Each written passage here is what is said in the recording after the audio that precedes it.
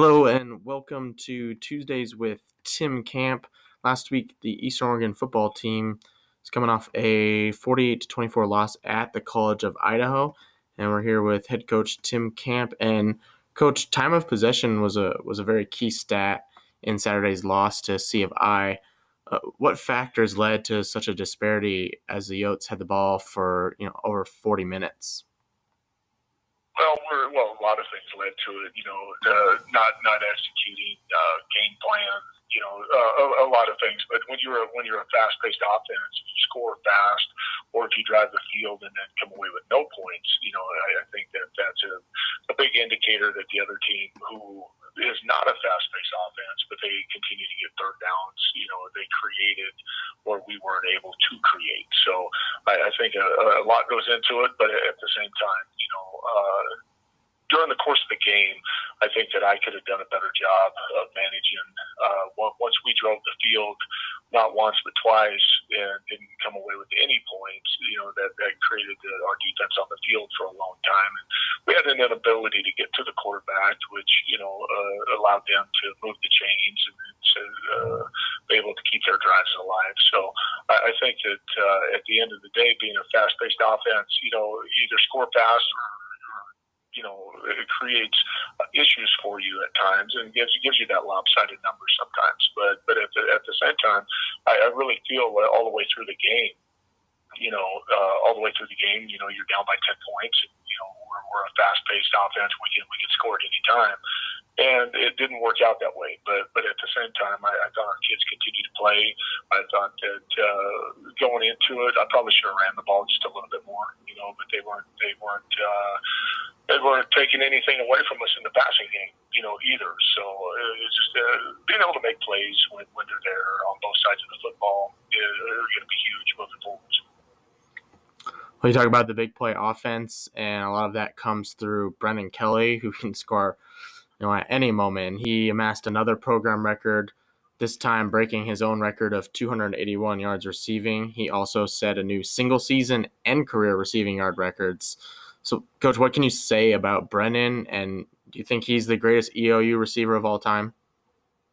Well, I think, obviously, the work that he puts in when nobody's watching is what enables him to go and do those things, and I think this offense fits him. I think that the work that has been put in behind the scenes, like I said, has enabled him to do these things, and he is definitely a threat at any place on the field. They can double cover and he's still going to come down, with the ball. You give single coverage, he's going to do some big time things, which he's been able to do. So yeah, I would say we've had a lot of good receivers here, but I think BK is pretty. He's a great one. Yeah, absolutely, and he's one of 14 seniors you guys will be honoring this week. What are your thoughts on this group and what they've been able to bring to the program as you honor them this Saturday? Well, this is a big time week for myself and these seniors, and I think that the things that they bring to the table each week is a commitment to Eastern Oregon University, not only on the football field but in the classroom and in this community. They're a part of a group that has been out in this community doing community service. We had almost 3,300 hours last year, and again, they're a huge part of that, and they set the tone each and every game day for us to go out there and to give your very, very best for Eastern Oregon University. So this is going to be an emotional day. These kids have been through a lot. They've been through, going into the playoffs, coming off of a year last year that we felt that we should have won some more games. We couldn't win the close ones, and then to be in a position right now to be in the top three in the conference and a chance to really control what we need to control to be able to do something special. So this is a very special group of guys who are Eastern Oregon through and through. Well, you mentioned a big game coming up this week, and the Frontier Conference title still within reach, but it starts this week against number 12 Rocky Mountain. What are Rocky Mountain's strengths, and how do you combat what they do well to be able to get a very, very big win this weekend? Well, I think that's you got to practice the right way. We got to have the correct looks during the course of practice, and again be able to set the standards. Rocky Mountain's a very good football team. I think we match up very well with them. I think we do some things that are going to make them uncomfortable. They do some things that make me uncomfortable. But at the end of the day, it's what we talked about earlier. It's guys making plays. It's putting the ball in space and on time to your playmakers, and be able to get your offense going, and to be able to take what they give you. It doesn't have to be a big shot every time. And then also on defense, I think that they're fast, as everybody knows this. They like to play fast, but at the same time, we got to be able to tackle.